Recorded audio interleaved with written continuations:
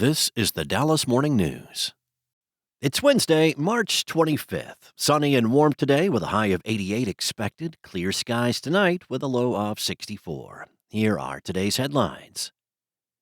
As North Texas school districts return from spring break and settle in for the final weeks of the school year, many are also looking for new leaders.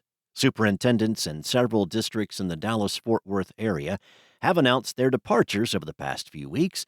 Some are retiring after lengthy tenures. Others left their districts more abruptly.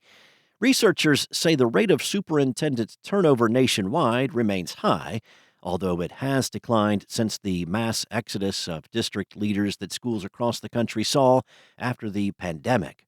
Experts say there are a number of factors that are driving superintendents to leave their positions, including enrollment declines, a lack of school funding, and the increasingly round-the-clock demands of the job.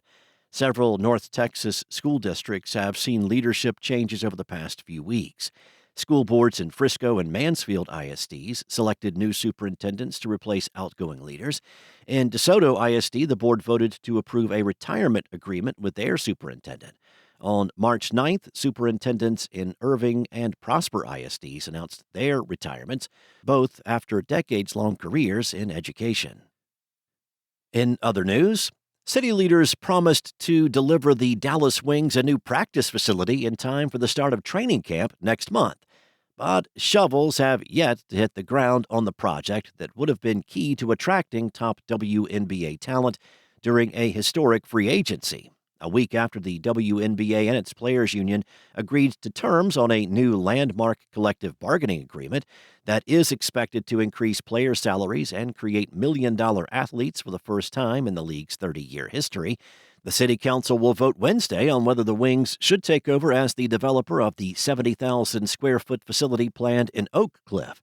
There's no telling what happens during that meeting, but the Wings hope they can start making progress with a number 1 draft pick on the way and an unprecedented free agency beginning April 7th. Next up, a coyote has been spotted more than once this month along Dallas's Santa Fe Trail. On a patch of the trail near the intersection of North Beacon Street and Abrams Road in Old East Dallas, an LED matrix sign alerted walkers, bikers, and runners to the sightings, urging them to call the city hotline should the wild canine return. According to a city database, at least 2 sightings were recorded in the area on March 4th and again on March 12th.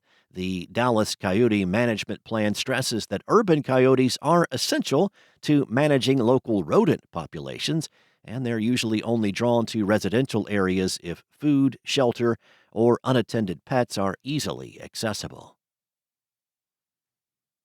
And look to Grand Prairie next time you're craving comfort food. Current MasterChef judge and former Top Chef fan favorite Tiffany Derry is opening a restaurant, sports bar, and lounge called The Landing in Grand Prairie on April 9th.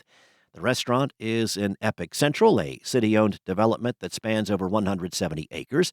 Besides eateries, Epic Central has an indoor water park, a rock climbing facility, Andretti karting track, dog park, and more. A lake meanders through the middle of the development, and the patio at The Landing looks out on it. The Landing is designed like a living room, where Epic Central visitors can lounge on tufted couches to watch sports, drink cocktails, and eat food from one of Texas's best-known chefs. The restaurant inhabits the former Loop 9 Barbecue, one of Epic Central's first restaurants. Derry's menu at The Landing calls for smoked brisket egg rolls, spicy guacamole, and artichoke and mustard green dip. Thanks for listening. For more on today's stories and the latest breaking news, visit dallasnews.com. Enjoy your day, and I'll be back tomorrow with more from the Dallas Morning News.